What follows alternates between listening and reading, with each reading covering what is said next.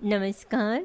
आप सुन रहे हैं वॉइस फॉर ब्लाइंड के समाचार प्रभाग से साप्ताहिक समाचार, जिसे विभिन्न स्रोतों द्वारा एकत्र किया गया है और अनीता शर्मा द्वारा ध्वनांकित किया गया है। कोरोना संकट के चलते राष्ट्रपति श्री रामनाथ कोविंद ने अगले 1 साल तक 30% कम वेतन लेने का फैसला किया है। वे अपना 1 माह का वेतन भी पीएम केयर्स फंड में देंगे। वहीं राष्ट्रपति भवन के खर्चों में भी कटौती करने का निर्णय लिया गया है। राष्ट्रपति ने नई लिमोजिन कार खरीदने का प्रस्ताव भी स्थगित कर दिया है। उनके लिए इस साल नई कार खरीदी जानी थी। अभी तक वे मर्सिडीज वेब एस क्लास फ्लूमैन गार्ड के पुराने मॉडल का प्रयोग कर रहे हैं। प्रधानमंत्री के निर्देश पर अब विशेषज्ञ नई शिक्षा नीति में ऐसी नीति बनाने में जुट गए हैं ताकि किसी भी आपदा के दौरान भी पढ़ाई लगातार बिना रुके चलती रहे। नई शिक्षा नीति में ऑनलाइन शिक्षा को मजबूत किया जाएगा। ऑनलाइन एजुकेशन प्लेटफॉर्म को मजबूत करने की जिम्मेदारी आईटी मिनिस्ट्री को दी गई है। इसमें आईटी मिनिस्ट्री विदेशों की तर्ज पर ऑनलाइन एजुकेशन प्लेटफॉर्म तैयार करेगी। इस प्लेटफॉर्म को तैयार करने में जो भी दिक्कत होगी उसे भी दूर किया जाएगा। शरीर की रोग प्रतिरोधक क्षमता बढ़ाने वाली आयुर्वेदिक दवा फीफाट्रोल कोरोना के इलाज में रामबाण हो सकती है। नेशनल रिसर्च डेवलपमेंट कॉरपोरेशन की ओर से जारी 200 तकनीक की सूची में ये दवा भी शामिल है। विशेषज्ञों का मानना है कि शरीर की रोग प्रतिरोधक क्षमता मजबूत होगी तो संक्रमण का खतरा कम होगा। संक्रमित भी आसानी से ठीक हो सकता है। फीफाट्रोल इम्यूनिटी बूस्टर होने के साथ मल्टी ड्रग है, जिसमें आयुर्वेद का पूरा मिश्रण है। ये दवा प्राकृतिक एंटीबायोटिक से युक्त है जो फ्लू के संक्रमण और दर्द जैसी तकलीफों में आराम देती है। कंपोडियम का कहना है कि दवा से नाक संबंधी तकलीफ दूर होने के साथ गले में खराश, सिर दर्द और बदन दर्द में आराम मिलता है, जो कोरोना का लक्षण है। बाजार नियामक सेबी ने ब्रोकर टर्नओवर फीसदी में 50% कटौती कर दी है। इसका लाभ ब्रोकर के जरिए पैसे लगाने वाले निवेशकों तक भी पहुंचेगा। सेबी ने कहा है आदेश 1 जून 2020 से मार्च 2021 तक लागू रहेगा। साथ ही पब्लिक इशू, राइट इशू और बायबैक ऑफर पर लगने वाला शुल्क भी 50% घटा दिया गया है, जो 31 दिसंबर 2020 तक प्रभावी होगा। टेनिस स्टार सानिया मिर्जा 12 मई 2020 को फेड कप हर्ट पुरस्कार जीतने वाली पहली भारतीय हो गई है, जिन्हें ये पुरस्कार मां बनने के बाद कोर्ट पर सफल वापसी के लिए मिला है। लंबित मुकदमों के जल्द निपटारे की दिशा में एक और कदम बढ़ाते हुए सुप्रीम कोर्ट ने जमानत और ट्रांसफर मामलों की सुनवाई एकल पीठ के साथ करने का निर्णय लिया है। ये पहली बार हुआ जब सुप्रीम कोर्ट में एकल पीठ बैठी और मामले का निपटारा किया गया। अब तक सुप्रीम कोर्ट में कम से कम 2 संसदीय पीठ बैठती थी। कोरोना काल के 5वें संबोधन में प्रधानमंत्री श्री मोदी ने अर्थव्यवस्था, बुनियादी ढांचा, आधुनिक तकनीक, जनसांख्यिकी और मांग के 5 स्तंभों पर आत्मनिर्भर भारत खड़ा करने का बिगुल फूंका।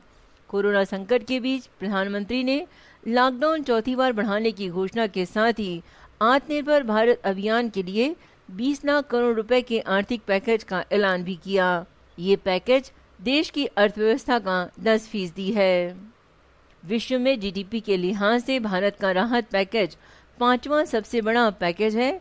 महामारी से उबरने के लिए दुनिया का सबसे बड़ा आर्थिक पैकेज जापान ने दिया, जो वहां की जीडीपी का 21.1% है।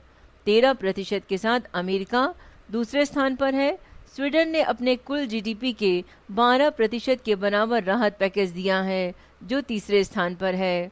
10.7% के साथ जर्मनी चौथे स्थान पर है। प्रधानमंत्री ने कहा आत्मनिर्भर भारत की भव्य इमारत 5 स्तंभ पर खड़ी होगी। पहला स्तंभ अर्थव्यवस्था, जो उत्तरोत्तर नहीं क्वांटम उछाल लाए। दूसरा आधारभूत ढांचा, जो आधुनिक भारत की पहचान बने। तीसरा हमारी व्यवस्था। चौथा जनसांख्यिकी और 5वां मांग। राष्ट्रीय पुस्तक न्यास यानी NBT online book publishing certificate course शुरू करने जा रहा है। देश में लोगों को इससे पहले इस तरह का मौका नहीं मिला था। केंद्रीय मानव संसाधन विकास मंत्रालय के अधीन काम करने वाला स्वायत्तशासी प्रकाशन समूह राष्ट्रीय पुस्तक न्यास हर साल गर्मियों में 3 महीने का बुक पब्लिशिंग सर्टिफिकेट कोर्स कराता है। महामारी के कारण भारत में लगाए गए दुनिया के सबसे बड़े लॉकडाउन का तीसरा चरण 17 मई को समाप्त हो रहा है। संक्रमितों की संख्या 70,000 पार कर चुकी है। शुरुआती दौर में भारत ने त्वरित कार्रवाई करते हुए अंतर्राष्ट्रीय सीमा को बंद कर देशव्यापी लॉकडाउन लगाया था। भारत के इस कदम का दुनिया भर में स्वागत हुआ। WHO जैसे संगठनों ने भारत सरकार के प्रयासों की तारीफ की है। लॉकडाउन के कारण जहां सभी स्कूल बंद हैं, वहीं छात्रों की पढ़ाई बाधित न हो, इसके लिए राष्ट्रीय शैक्षिक अनुसंधान और प्रशिक्षण परिषद ने कक्षा 1 से लेकर 12 तक के छात्रों के लिए किताबों की डिजिटल कॉपी वेबसाइट पर अपलोड कर दी है। छात्र वेबसाइट से ई-बुक मुफ्त डाउनलोड कर सकते हैं। छात्रों के लिए किताबें हिंदी और अंग्रेजी दोनों भाषाओं में उपलब्ध हैं। केंद्र और राज्य सरकार के संस्थानों से टीचर्स ट्रेनिंग कोर्स करने वाले करीब 30,000 शिक्षकों और छात्रों को मानव संसाधन विकास मंत्रालय ने बड़ी राहत दी है। इन सभी की डिग्री को अब मान्य कर दिया गया है। बगैर मान्यता लिए इन कोर्सों को संचालित करने से NCTE ने इन संस्थानों की डिग्री को अमान्य कर दिया था। इस बीच मानव संसाधन विकास मंत्रालय से जुड़ी संस्था national council of teacher education ने एक अधिसूचना जारी कर देश के ऐसे सभी 23 संस्थानों से शैक्षणिक सत्र 2017-18 से पहले तक कोर्स कराने वाले छात्रों की टीचर ट्रेनिंग से जुड़ी डिग्रियों को मान्यता दे दी है। देश के इन 23 संस्थानों ने अपने यहाँ बगैर NCTE से अनुमति लिए टीचर ट्रेनिंग कोर्स शुरू कर दिया था, जबकि कोई भी संस्थान ऐसे में कोर्स शुरू नहीं कर सकता। आत्मनिर्भर भारत के लिए स्वदेशी वस्तुओं के उपयोग की प्रधानमंत्री श्री मोदी की अपील की दिशा में गृह मंत्री अमित शाह ने अहम कदम उठाया है। शाह ने कहा है कि अब सभी केंद्रीय सशस्त्र पुलिस बलों की कैंटीन और स्टोर पर केवल स्वदेशी उत्पाद ही बिकेंगे। इन कैंटीन और स्टोर में सालाना 2,800 करोड़ रुपए की खरीद होती है। आत्मनिर्भर गुजरात सहाय योजना के तहत ऋण देने वाले बैंकों को 6% ब्याज का भुगतान सरकार द्वारा किया जाएगा। इसका उद्देश्य छोटे व्यापारियों और निम्न मध्यम आय वर्ग के तहत आने वाले समाज के लोगों की सहायता करना है। फीफा अंडर 17 महिला वर्ल्ड कप अगले साल भारत में होगा। फीफा विश्व कप खेल की वैश्विक शासी निकाय है। सदस्यों के वरिष्ठ पुरुषों की राष्ट्रीय टीमों द्वारा खेली जाने वाली एक अंतर्राष्ट्रीय संघ फुटबॉल प्रतियोगिता है। साल 1930 में इसके उद्घाटन टूर्नामेंट के बाद हर 4 साल से आयोजित किया जा रहा है।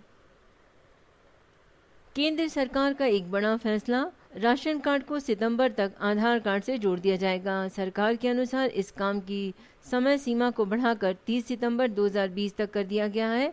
बयान के अनुसार अब तक मंत्रालय सभी राज्यों और केंद्र शासित प्रदेशों को स्पष्ट निर्देश नहीं जारी करता, तब तक किसी भी सही लाभार्थी को उसके हिस्से का राशन देने से मना नहीं किया जाएगा।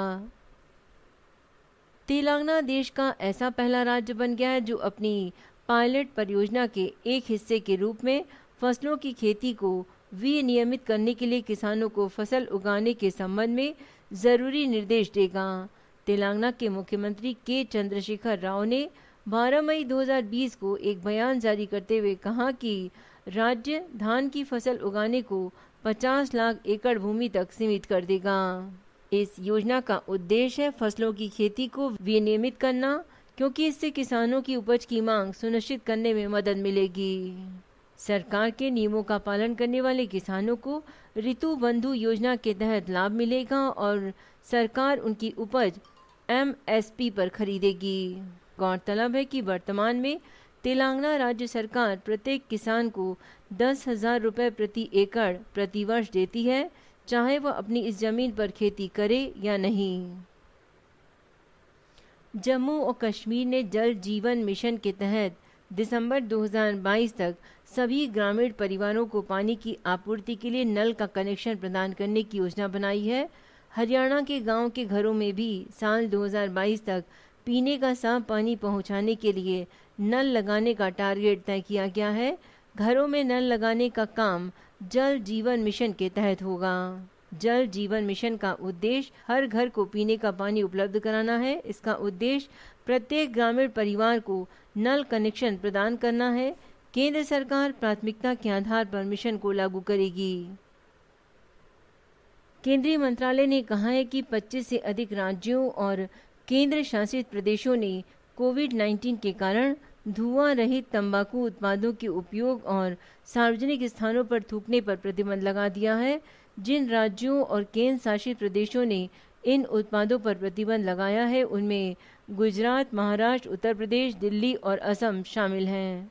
सार्वजनिक स्वास्थ्य विशेषज्ञों ने तंबाकू उत्पादों के उपयोग और सार्वजनिक स्थानों पर थूकने पर प्रतिबंध लगाने के केंद्र सरकार के इस कदम का स्वागत किया है।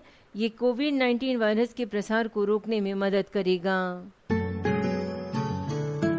किस्सा कुछ यूं में, देश के पर्यटन स्थलों में आज भी उन धार्मिक स्थानों का नाम सबसे पहले आता है जो आम जनता की आस्था के केंद्र है। ये कहना कोई अनूठी बात नहीं कि भारत में धर्म को राष्ट्र से भी पहले रखा जाता है, मगर एक समय ऐसा भी था जब देशवासियों ने अपने राष्ट्र भारत के प्रति आस्था को ज्यादा गहरा कर लिया था। लोग तब धर्म स्थलों के बजाय देश की तरक्की के लिए बनाए जा रहे विशाल बांधों, बिजली घरों, कारखानों आदि के दर्शन करने जाते थे। राष्ट्र के प्रति प्रेम की इस भावना की कहानी भारत की आज़ादी मिलने से भी पहले शुरू होती है। सन 1945-46 में जब लगने लगा कि अंग्रेज जल्दी भारत को छोड़ देंगे, तब कुछ भारतीय इंजीनियर्स की एक टीम अमेरिका, एक जापान और एक सोवियत रूस रवाना हो गई। ये टीमें वहां हुए आर्थिक विकास के कामों को देखकर ये रिपोर्ट देने वाली थी कि उनमें से कौन से भारत में भी लागू किए जा सकते हैं। टीमों के लौटने आने के बाद ये समझा गया कि देश में प्रचुरता से उपलब्ध प्राकृतिक ताकतों का उपयोग देश के विकास में करना होगा। नदियों पर बड़े बांध बनाए जाएं ताकि अंधेरे में डूबे देश के लिए बिजली बनाई जा सके, सूखे खेतों में बांधों से पानी पहुंचाया जा सके और नदियों के अनियंत्रित बहाव से आने वाली बाढ़ और उससे होने वाले नुकसान को रोका जा सके। साथ ही सरकार के अधीन बड़े कारखाने बनाए जाएं। 1947 में आज़ादी मिली और इन योजनाओं पर काम शुरू हुआ। बड़े बांध बने, बिजली घरों का काम शुरू हुआ और राष्ट्रीयकृत विशाल कारखाने बनने शुरू हुए।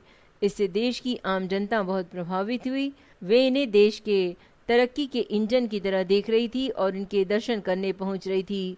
देश भर के स्कूल और कॉलेज अपने स्टूडेंट्स के एजुकेशन टूर आयोजित करने लगे, जिनमें बांध दिखाना, बिजली घर की कार्यप्रणाली समझाना जैसे प्रस्ताव होते। धीरे धीरे भारत विकास के इन प्रतीकों के दर्शन करने देश भर से लोग पहुंचने लगे थे। आज के सुविचार के साथ ही समाचार यहीं पर समाप्त होता है। क्यों डरें कि जिंदगी में क्या होगा, हर वक्त क्यों सोचें कि बुरा होगा। बढ़ते रहे मंजिलों की ओर हम, कुछ ना मिला तो क्या हुआ, तजुर्बा तो नया होगा। साप्ताहिक समाचार का प्रसारण इसी सुविचार के साथ यहीं पर समाप्त होता है। यदि आपको ये प्रयास पसंद आया है तो चैनल को सब्सक्राइब करें एवं अपने कमेंट्स के माध्यम से फीडबैक अवश्य दें। आपके सुझावों का हमेशा स्वागत रहेगा। अगले सप्ताह फिर कुछ नए समाचारों के साथ घर पे रहिए, सुरक्षित रहिए, सरकार द्वारा बनाए गए नियमों का पालन कीजिए। हम सब जीतेंगे, कोविड-19 हारेगा। धन्यवाद। जय हिंद, वंदे मातरम।